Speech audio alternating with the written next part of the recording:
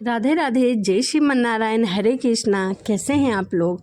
आशा करती हूँ कि श्री कृष्ण की कृपा आप सभी पर बनी रहे, आप सभी स्वस्थ हो और अच्छे हो।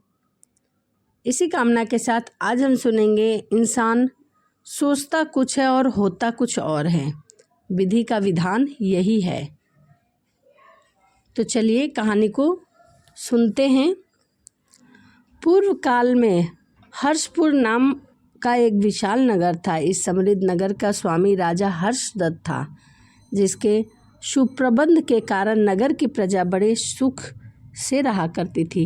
इसी नगर में समुद्र सूर नाम का एक व्यापारी रहता था, जो अपने जल पोतों के द्वारा दूर दूर देशों की यात्राएं किया करता था। इस कार्य में उसका चतुर एवं स्वाभिभक्त सेवक देव सोम उसकी सहायता किया करता था।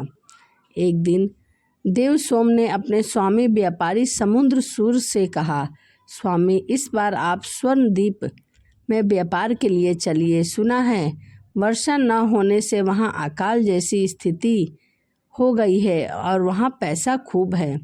व्यापारी समुद्र सूर ने कहा, देव सोम, तुम्हारा यह विचार अति उत्तम है। यदि हम अनाज और भोजन की सामग्रियां वहां बेचने के लिए जाएं तो हमें बहुत सारा लाभ हो सकता है। स्वर्णद्वीप के लोगों के पास धन की कोई कमी नहीं है, लेकिन धन से भूख शांत नहीं होता। अगर धन के बदले हम लोग उन्हें अनाज और दूसरे भोज्य पदार्थ सामग्री दे तो वह बहुत प्रसन्न होंगे।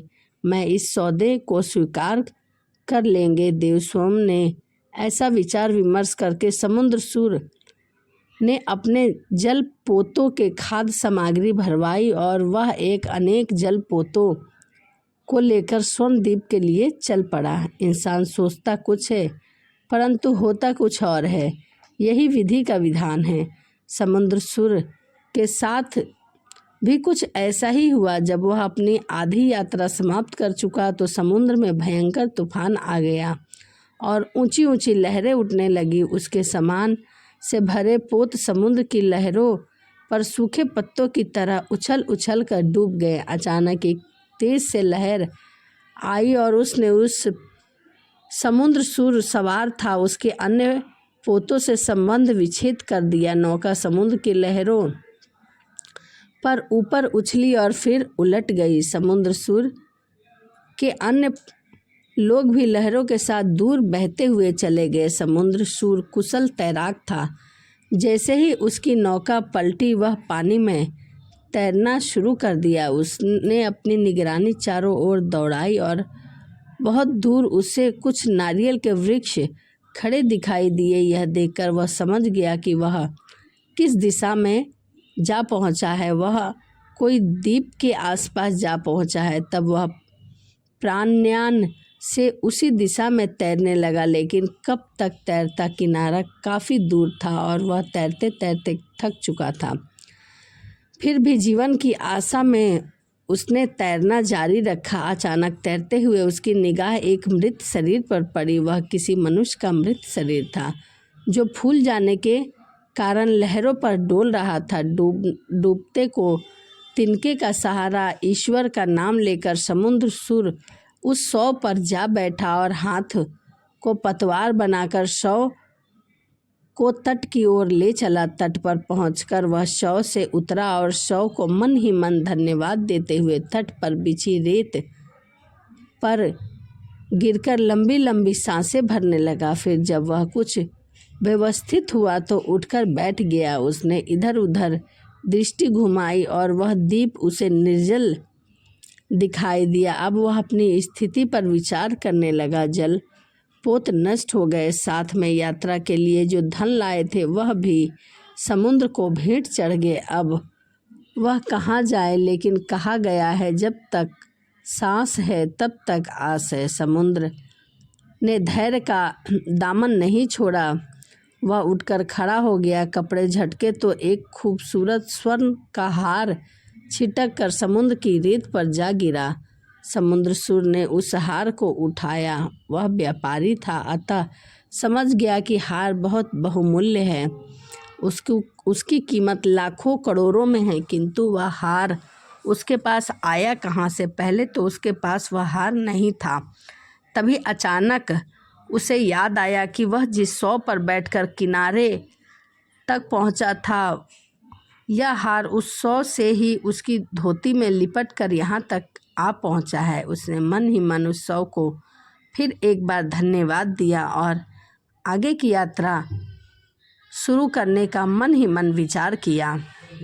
समुद्रसुर ने सोचा कि अब इस हार को निकटवर्ती किसी नगर में जाकर बेच दूंगा और उससे प्राप्त धन से फिर से कोई रोजगार करूंगा। उसके बाद अपने देश लौटने की कोशिश करूंगा। ऐसा विचार कर उसने हार अपनी जेब में रखा और इधर उधर देखता उस दिशा में चल दिया जिधर पगडंडी पर बने हुए कुछ मानव और पशुओं के पद चिन्ह दिखाई दे रहे थे। काफ़ी दूर चलने के बाद उसे बहुत दूर एक मंदिर का कलश दिखाई दिया। समुद्रसुर ने अपने कदम अपने आप उसी दिशा में उठ गए। निकट पहुंचा तो उसने देखा कि वह एक खंडर हो चुका मंदिर था। रख रखाव के अभाव में मंदिर का अधिकांश भाग खंडर के रूप में तब्दील हो चुका था। उसका सिर्फ वही भाग सुरक्षित था जिससे देवी माँ की मूर्ति स्थापित की थी। समुद्रसुर ने अंदर जाकर देवी की मूर्ति को प्रणाम किया और बाहर निकलकर मंदिर के खुले आंगन में आकर बैठ गया और वह बेहद थका हुआ था। अंत शीघ्र ही उसे नींद आ गई और वह वहीं सो गया। कितनी ही देर तक समुद्रसुर दीन दुनिया से बेखबर उबड़ खाबड़ जमीन पर पड़े हुए सोता रहा। जब वह जागा तो पूरब दिशा में भोर की लालिमा फूट गई थी। वह उठकर दैनिक चर्या के अनुसार नित्य कर्म करने का विचार कर ही रहा था कि कुछ सुरक्षा प्रहरी उसे अपनी ही दिशा में आते दिखाई दिए। यह देखकर समुद्रसुर सतर्क होकर बैठ गया और सुरक्षा प्रहरी उसके पास आ पहुंचे। उन्होंने संदिग्ध दृष्टि से समुद्रसुर की ओर देखा और फिर पूछा कि तुम कौन हो? इस ध्वस्त इमारत में किस लिए बैठे हो? समुद्रसुर ने उन्हें सारी आप बीती बातें बता दी और उनकी यह भी बात पर विश्वास नहीं किया। उन्होंने अपनी तलाशी ली तो स्वर्ण का हार उसकी जेब में मिल गया। यह देखकर प्रहरियों का नायक बोला, यह स्वर्ण हार तो वही जान पड़ता है जो पिछले दिनों राजकुमारी चक्रसेना के यहाँ से चोरी हो गया था। तब तो यह व्यक्ति निश्चय ही एक चोर है। दूसरे सुरक्षा प्रहरी ने कहा, इसे ले जाकर महाराज के सामने प्रस्तुत करना चाहिए। चोर को पकड़ने की खुशी में महाराज से हमें पुरस्कार मिलेगा। सुरक्षा प्रहरी समुद्रसुर को धकेलते हुए उसके साथ दुर्व्यवहार करते हुए उसे लेकर राजा के पास जा पहुँचे। राजा ने जब समुद्रसुर को अपराध पूछा तो सुरक्षा कर्मियों के नायक ने बताया, महाराज यह आदमी चोर है। पिछले दिनों राजकुमारी चक्रसेना का जो स्वर्णहार चोरी हो गया था वह इसी के जेब में मिला है, व्यक्ति की जेब में बरामद किया गया है। राजा ने स्वर्णहार देखा और उसे तुरंत पहचान लिया क्योंकि उसी ने वह स्वर्णहार अपनी बेटी के जन्मदिन पर भेंट किया था। तब उसने समुद्रसुर से कहा, यह सिद्ध हो चुका है कि तुम ही ने राजकुमारी चक्रसेना के कक्ष में घुसकर चोरी की है। यह हार इस बात का प्रमाण है। कहो, अपनी सफाई में तुम्हें कुछ कहना है? तभी व्यापारी ने कहा, राजन मैंने चोरी नहीं की है। मैं आपसे बता चुका हूँ कि मैं अपने नगर का एक संपन्न नागरिक हूँ। चोरी जैसे घृणित भावना मेरे मन में कभी पैदा भी नहीं हो सकती। मैं तो समुद्रसुर ने कहा, फिर यह स्वर्णहार तुम्हारे पास कहाँ से आया? तुम बताओ। मैंने बताया ना महाराज, यह हार उस शॉ के पास था जिसके ऊपर बैठकर मैंने किनारे तक पहुँचा था। जब मैं उस शॉ से उतरा तो किसी प्रकार वह हार मेरी धोती में अटक गया। किनारे पर आकर जब मैंने अपने गीले वस्त्र झटके तो यह हार छिटक कर वहीं रेत पर गिर पड़ा। मैंने इसे ईश्वर की कृपा मानकर उठा लिया और तब से यह हार मेरे ही पास है।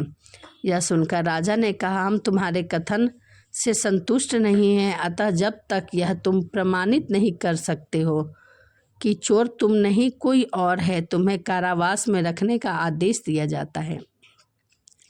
राजा के आदेश के अनुसार समुद्रसुर को कारागार में डाल दिया गया। फिर जब राजा महल में पहुंचे तो उसने राजकुमारी चक्रसेना को वह हार देते हुए कहा, पुत्री चक्रसेना, गौर से इस हार का निरीक्षण करो और बताओ कि क्या यह वही हार है जिसे हमने तुम्हें तुम्हारे जन्मदिन पर उपहार स्वरूप तुम्हें भेंट किया था। राजकुमारी चक्रसेन ने गौर से उस हार का निरीक्षण किया और बिना कोई हिचकिचाहट के उसे स्वीकार कर लिया कि हाँ, यह हार वही है। फिर उसके पिताजी ने कहा, पिताश्री, जब वह चोर इस हार को चुराकर भाग रहा था तब मैंने कुछ क्षण के लिए उसकी एक झलक देखी थी। यदि उस चोर को पकड़कर मेरे सम्मुख लाया जाए तो मैं उसकी कद काठी और चेहरे मोहरे से उसकी पहचान कर लूँगी। जब राजा ने कारावास से समुद्रशूर को निकलवाकर पहचान करने के लिए राजकुमारी के समक्ष प्रस्तुत किया तो वह बहुत गौर से समुद्रशूर का निरीक्षण करने के पश्चात अंत राजकुमारी ने निर्णय लिया कि नहीं पिताश्री, यह वह आदमी नहीं जो मेरा हार चुरा कर भागा था। वह व्यक्ति इस आदमी से अधिक ज़्यादा लंबा एवं शरीर में हल्का था। भागते समय प्रकाश की कुछ किरणें उसके चेहरे पर पड़ी थी। तब मैंने उसे देखा था। उसका चेहरा घनी दाढ़ी मूछों से ढका हुआ था। उसके चेहरे पर दरिंदगी के लक्षण थे, जबकि इसके समुद्रशूर चेहरे पर तो अजीब सी सौम्यता है।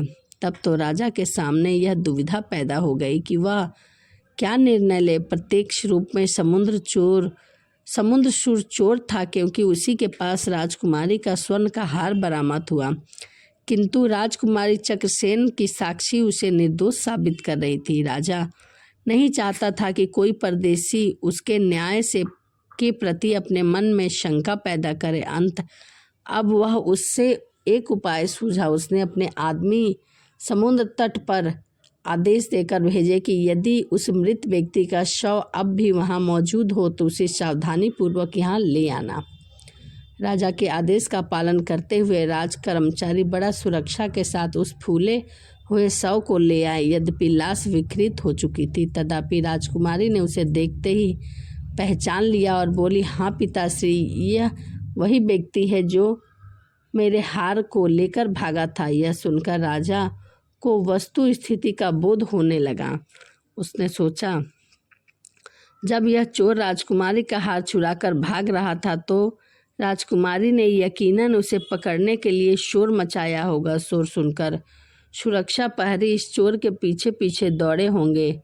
कोई उपाय न सूझने पर चोर को यही उपाय सूझा होगा कि वह समुद्र में कूदकर सुरक्षा कर्मियों की निगाह से ओझल हो जाए, किंतु उसका यह प्रयास असफल रहा। यह कुछ गहरी डुबकी लगा लिया होगा, जिसके कारण यह डूब गया होगा और इसकी मृत्यु हो गई होगी। बाद में पानी भर जाने से इसकी लाश फूल गई और समुद्र के जल में तैरने लगी। इस लाश पर बैठकर इस अजनबी ने तट तक यात्रा की। परिमाण स्वरूप वह हार जिसे चोर ने अपनी मुट्ठी में दबा कर रखा था अजनबी की धोती में उलझ गया और इस प्रकार यह हार यहाँ तक पहुँचा। इस स्थिति स्पष्ट होते ही राजा को वास्तविकता का बोध हुआ। उसने तत्काल समुद्र सुर की रिहाई के आदेश दे दिए और इतना ही नहीं, उसने आदेश के कारण जितने समय तक समुद्र सुर को कारावास में रखा था उसके लिए भी राजा ने उनसे क्षमा मांगी। इसके पश्चात उन्हें अनेक उपहार देकर अपने देश को भिजवा दिया। इस प्रकार एक लाश की गवाही समुद्र सुर के लिए एक वरदान बन गई। इसीलिए कहते हैं कि इंसान सोचता कुछ और है परंतु होता कुछ और है। यदि वीडियो आपको पसंद आई हो तो प्लीज़ हमारे चैनल को सब्सक्राइब लाइक करना ना भूलें। तो चलिए इसी के साथ वीडियो को समाप्त करते हैं और मिलते हैं अगली वीडियो में। राधे राधे, जय श्रीमन नारायण।